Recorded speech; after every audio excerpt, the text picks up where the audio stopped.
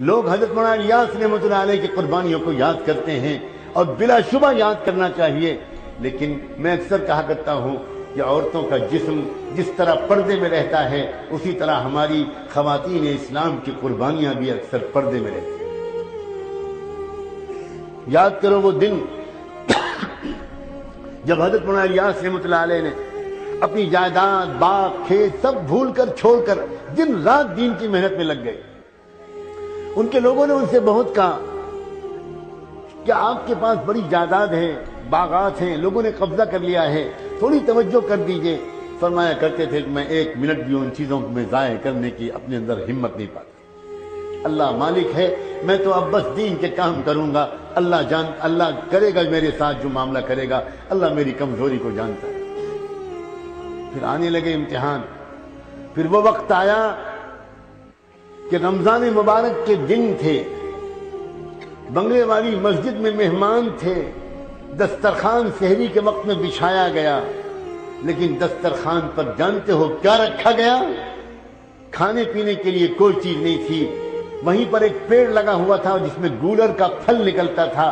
گولر کا پھل کوئی انسان نہیں کھا سکتا، یہ صرف بکرے کھاتے ہیں۔ اس گولر کو توڑ کر رکھ دیا گیا دسترخوان پر، اور سحری میں حضرت مولانا الیاس رحمۃ اللہ علیہ نے اور ان کے مہمانوں نے گولر کھا کر پانی پی لیا اور دن بھر روزہ رکھا، انتظار میں رہے شاید افطار کے وقت میں کچھ کھانے کو مل جائے، ایک پیالی چائے ہی مل جائے، کچھ تو ملے گا، مگر پھر دسترخوان افطار میں بچھا اور پھر گولر اور پانی کے سوا کچھ نہیں۔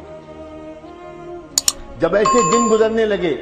تو حضرت مولانا الیاس نے ایک مرتبہ اپنی بیوی سے کہا، ان کی بیوی اچھے رئیس خاندان کی تھی، اور ان سے کہا کہ دیکھو مجھے لگتا ہے اب میری قسمت میں تو یہی سب لکھا ہے، میں نہیں چاہتا کہ میری وجہ سے تم کو تکلیف پہنچے، میں خوشی خوشی تم کو آزاد کر دوں گا، کوئی تحفہ دے سکوں گا تو دے دوں گا، تم کو طلاق دے دوں گا، تم چلی جاؤ اپنے میکے واپس، اور پھر عدت گزارنے کے بعد میری دعا ہے کسی کھاتے پیتے انسان کے ساتھ تمہارا نکاح ہو، تم یہ تکلیف کب تک برداشت کرو گی؟ حضرت مولانا الیاس کی اہلیہ خاموش نہیں، ایک لفظ نہیں بولی، اٹھی اور کوٹری کے اندر گئیں، اور ایک پوٹلی انہوں نے چھپا کر رکھی تھی، اس میں کچھ زیور تھے اور کچھ روپے تھے، وہ لائیں اور لا کر ان کے قدموں پر رکھا اور کہنے لگی مجھے اپنے گھر سے، اپنے قدموں سے جدا مت کیجئے، یہ جو کچھ ہے میں حاضر کرتی ہوں۔ سلام ہو اس اللہ کی بندی پر، سلام ہو اس کے عزم و قربانی پر، کیا پتا اس قربانی کو قبول کر کے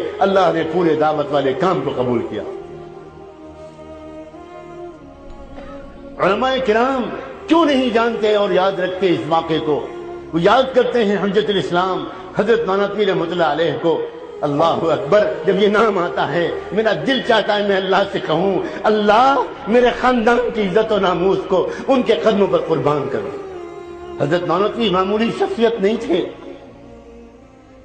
ان کی بیوی بھی ایک بہت بڑے رئیس گھرانے کی تھی۔ جب وہاں نکاح طے ہونے لگا تو حضرت نانوتوی رحمۃ اللہ علیہ نے بار بار کہا اپنے گھر کے بزرگوں سے میرا رشتہ اس گھر میں مت کریں، وہ بہت کھاتا پیتا گھرانہ ہے، بڑے رئیس گھر کے لوگ ہیں، ان کی بیٹی میرے گھر میں آ کر کیسے چین سے رہے گی؟ میری زندگی تو فقر میں گزرنے والی ہے، اس کی بیٹی پر یہ ظلم مت کیجیے۔ مگر بیٹی کا والد یہ کہتا تھا میں اپنی بیٹی کا نکاح مولوی قاسم ہی سے کروں۔ نواب تھے وہ اپنے وقت کے، اور جانتے ہو پھر کیا ہوا؟ عورتوں سے کہہ رہا ہوں خاص طور پر یہ باتیں، نئی نویلی دلہن رخصت ہو کر آئی حضرت نانوتوی کی،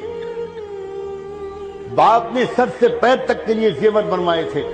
لاکھوں روپے کے زیور، 1 لاکھ سے زیادہ روپے کے، اس وقت کے 1 لاکھ زیور، پورا بدن زیوروں سے ڈھکا ہوا تھا، بہت بڑے مالدار تھے وہ،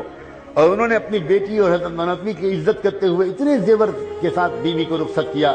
سہاگ رات ہے، پہلی رات ہے، نئی نویلی دلہن کو لے کر بیٹھے ہیں، حضرت نانوتوی اندر داخل ہوئے ایک نوجوان، اور جا کر سلام دعا ہوتی ہے، محبت کا تبادلہ ہوتا ہے، اور بدن کو زیور دیکھتے ہیں تو پہلے ایک بات کرتے ہیں کہ دیکھو اگر اجازت دو تو میں تم سے ایک بات کہوں۔ ہاں کہیے کیا بات ہے؟ دیکھو تم تو جانتی ہو، شاید تم نے سنا ہو کہ میں تو آج کل بلخان اور ترکی کے مجاہدین کے لیے گھر گھر جا کر اپنا دامن پھیلا کر چندہ مانگ رہا ہوں، وہاں لوگ تڑپ رہے ہیں، ان کا علاج نہیں ہو پا رہا، ترکستان کے لیے، بلخان کے لیے میں وہاں کے لیے چندہ کر رہا ہوں۔ تم کو اتنے زیور اللہ نے دیے ہیں، یہ تمہاری ملکیت ہے، میں صرف حکم نہیں دے رہا، مشورہ دے رہا ہوں، اگر تم یہ سارے زیور اللہ کے راستے میں دے دو تو مجھے امید ہے اللہ تم کو جنت میں اس سے اچھے زیور دیں گے۔ کیا دلہن تھی وہ کہ اس نے 1 منٹ تردد کے بغیر ایک ایک زیور اتارنا شروع کیا اور زیور اتار کر حضرت نانوتوی کے قدموں میں رکھ دیا۔ آپ کا احسان ہوگا، اس کو اللہ کے راستے میں خرچ کروا دیجیے۔